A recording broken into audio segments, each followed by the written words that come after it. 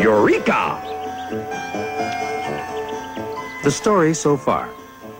As the molecules in a solid get hotter, they vibrate faster and faster until their mutual force of attraction is no longer strong enough to hold them together. This causes them to slip out of their latticework pattern, which therefore falls apart. When the latticework of molecules in a solid has collapsed, we say that the solid has melted. It has changed from a solid state into a liquid state. And now, evaporation and condensation. The trouble with goldfish bowls is that every few days, you have to remember to fill them up with water.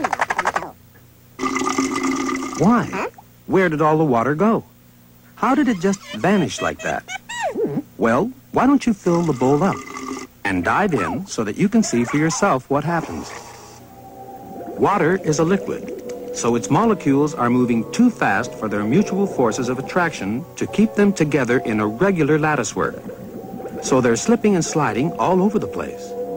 Although the molecules are packed about as tightly together in a liquid as in a solid, in the liquid state, there is complete disorder and it's every molecule for itself. Some molecules end up being jostled about at the top of the liquid.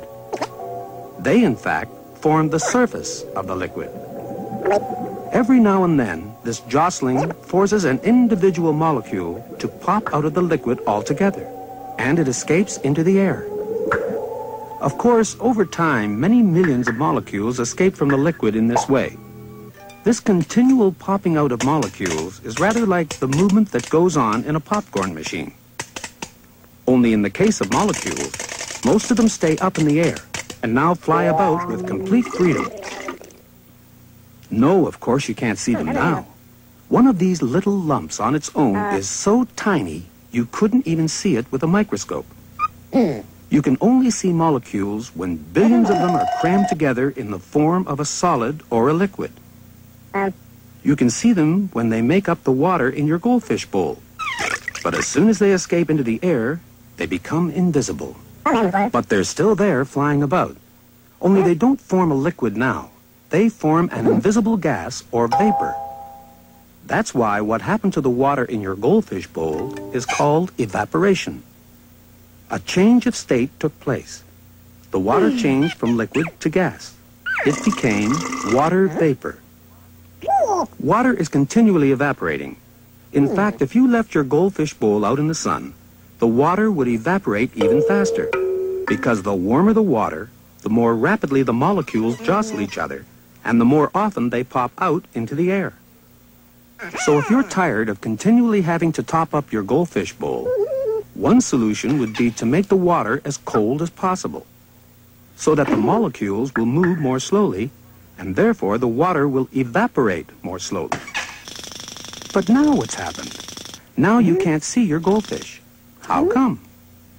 Well, as soon as the water vapor molecules in the air come in contact with the cold fish bowl, they become colder as well.